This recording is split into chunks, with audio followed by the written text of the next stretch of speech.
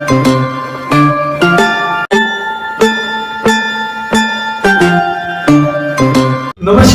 CS7 news channel में आप सभी दर्शकों का स्वागत है।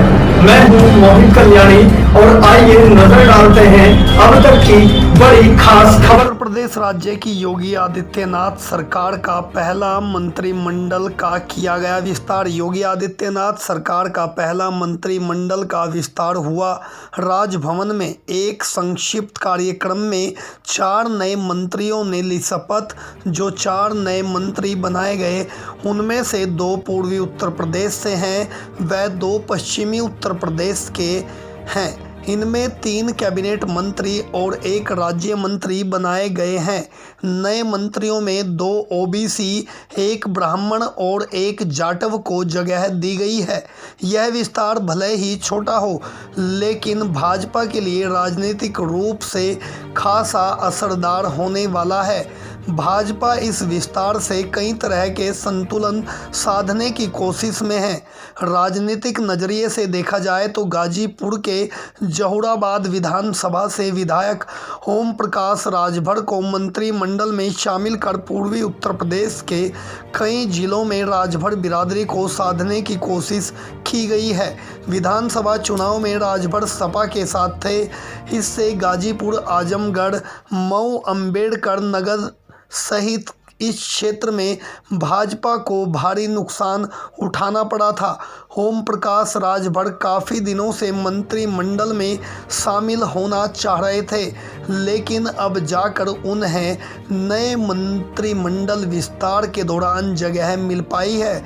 विधानसभा चुनाव में भाजपा का साथ छोड़कर समाजवादी पार्टी में पहुंचे थे ओम प्रकाश राजभर और पूर्वी उत्तर प्रदेश के मऊ की घोसी सीट से सपा विधायक रहे दारा सिंह चौहान को भाजपा फिर से अपने साथ ले आई।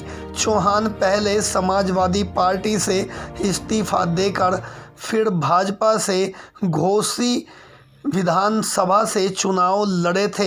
हालांकि परिणाम विपरीत मिला और दारा सिंह चुनाव हार गए।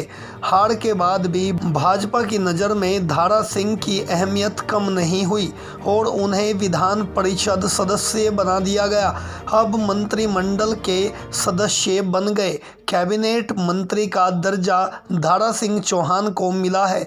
भाजपा के साहिबाबाद से विधायक सुनील शर्मा को भी नए मंत्री पद से नवाजा गया।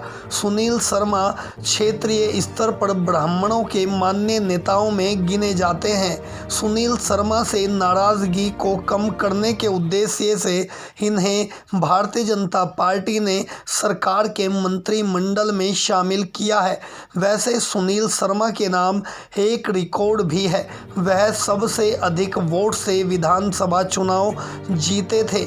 मंत्रिमंडल में एक जगह राष्ट्रीय लोक दल को भी मिली। मुजफ्फरनगर की पुरकाजी विधानसभा से अनिल कुमार राष्ट्रीय लोक दल कोटे से मंत्री बने हैं। राष्ट्रीय लोक दल पश्चिमी उत्तर प्रदेश और जाटों को साधने के लिए महत्वपूर्ण कदम माना जा रहा है। किसान आंदोलन से भारतीय जनता पार्टी के प्रति उपजी नाराजगी को कम करने के उद्देश्य से भारतीय जनता पार्टी का अनिल कुमार को मंत्री बनाने का यह कदम मददगार साबित होगा। राष्ट्रीय लोक दल लोकसभा चुनाव में बागपत और बिजनौर की 2 सीटें भी उन्हें चुनाव लड़ने के लिए दी गई है। वहीं उत्तर प्रदेश जनपद मुजफ्फरनगर से कैबिनेट मंत्री के तौर पर अनिल कुमार को नए मंत्रिमंडल में शामिल किए जाने से अति पिछड़े लोगों को उनकी हिस्सेदारी में मजबूती मिलने की संभावना जताई जा रही है। ब्यूरो रिपोर्ट CS7 न्यूज, जनपद मुजफ्फरनगर।